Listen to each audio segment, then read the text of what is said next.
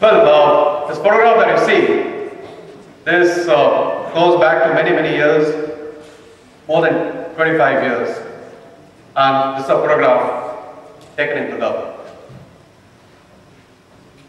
This was a moment of my life when there I was, standing in front of an audience like this, but then it consisted of my friends, my peers, some of my teachers. But suddenly, as I started speaking, it was a recitation competition. Somehow I suddenly froze. I was not able to utter a single word. My parents were there in the backstage, trying to prompt, push me, speak. But there was complete darkness in front of me. Now that moment is what I call as a point of life inflection. That moment, some point of time, hits people at a given stage of their life. With me, it happened at a very early stage. Now that's the time when suddenly, from childhood, you move to adulthood. From complete fearlessness, there is a fear which engulfs you. And what I got afflicted at that point of time was what you call as fear of public speaking or glossophobia. And you'll be surprised to know that's considered to be the topmost fear of the human mind. And if you really look at the list, it's beyond death. There's this number 2 fear. And if you really look deeper into yourself, in some form or the other, it exists in many of our life. In fact, there's this funny saying, if you must have heard of, by Jerry Seinfeld. He said that an average person, given a chance in a funeral, will prefer the casket than doing the eulogy. And that's very true. And some very startling facts about glossophobia. 3 out of 4 human beings suffer from glossophobia. 5% of the population, in some form or the other, at some given point of their life, have been afflicted by a panic attack because of glossophobia. And the fact remains that you can't lead a successful life if you have fear of public speaking.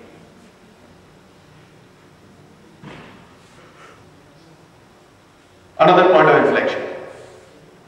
I suddenly realized in life that I can play this game of badminton pretty well.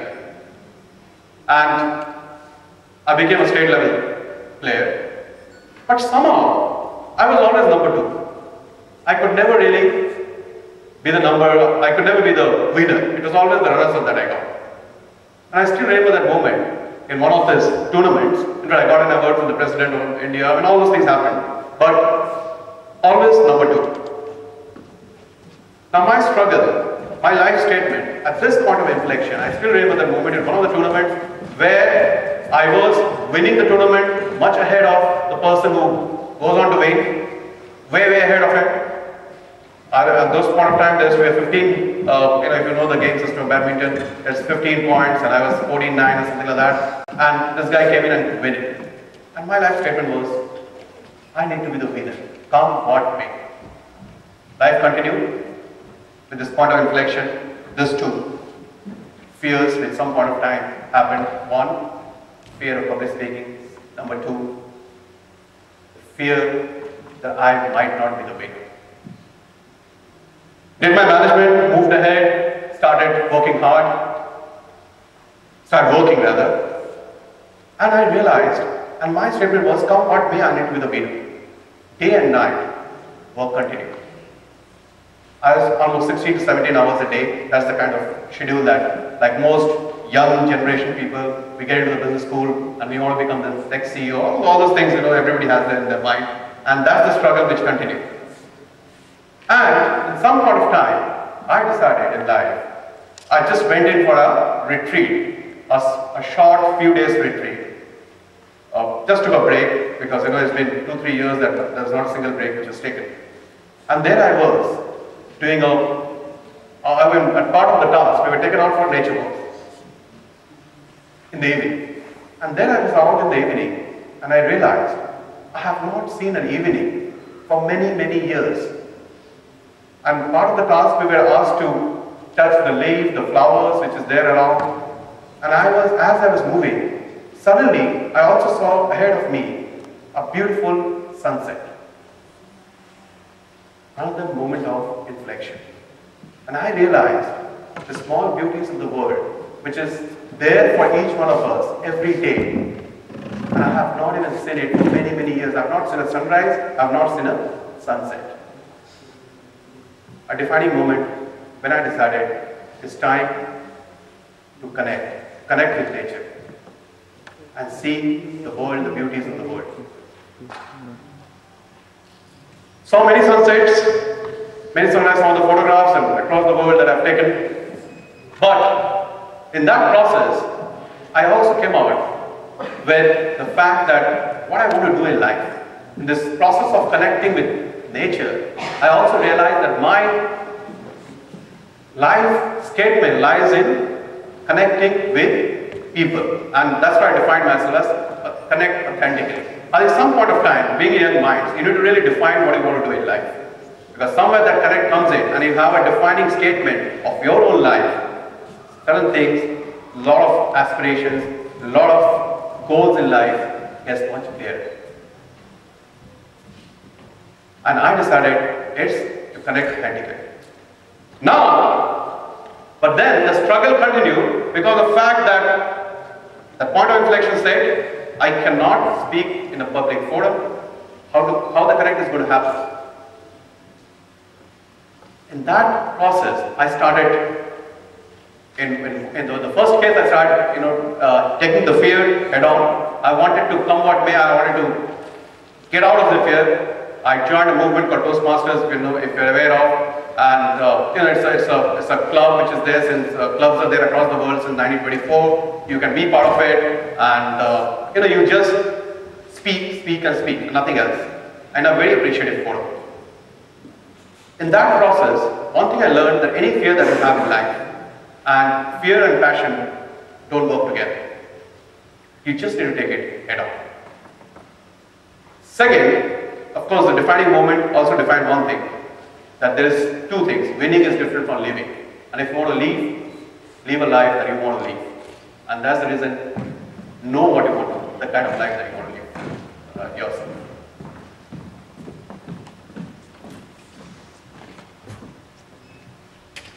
Then, as I started working in this particular direction, we did a lot of workshops, I moved into coaching, and time and again, one thing came in, that most people somewhere limit their life through stories, and stories of fear and nothing else. If you really ask, there are times when you have not been able to take some of those decisions in life which you really wanted to take. What stopped you from doing so are some of the fears and the stories that you have in life. This is something that I would like to share with each one of you, what we call as miracles which can be done in few seconds by a theory of observation. Any fear you would have in life, I took two examples. One is, for example, the fear of public speaking that we were talking of. There is a defining moment, a point of inflection. You have an experience. Immediately, that experience gets registered in a part of your brain which is called amygdala. And immediately, it has some reactions in some part of your body. For example, in case of public speaking, it's the butterflies in the stomach. There are fears when you have, because of fear, you have anger in life. You have a lot of these people who are, you see that you have anger and you lose control on yourself. Now the reaction point, there are only 3 reaction points in your body. In case of anger, it is always the back of, the upper neck and the back of your head. And then there are times when you have fear because of longing. So many of you there, young students have come back, left your home for the first time. You think of that moment. Immediately you will see that there is a reaction which is happening in your heart. So these are called the points of reactions that every human being has. Now the understanding, we use it a lot in coaching and many of this one-to-one coaching that we do. At any given point of time, if you have an unease, just observe where exactly is the unease happening? And believe me, it's either of these 3 points. Your upper neck, your heart, or your stomach. Is the butterfly in the stomach, some unease in the heart, or back of your, and this is normally happens in case of anger. Now that's the way scientifically it works.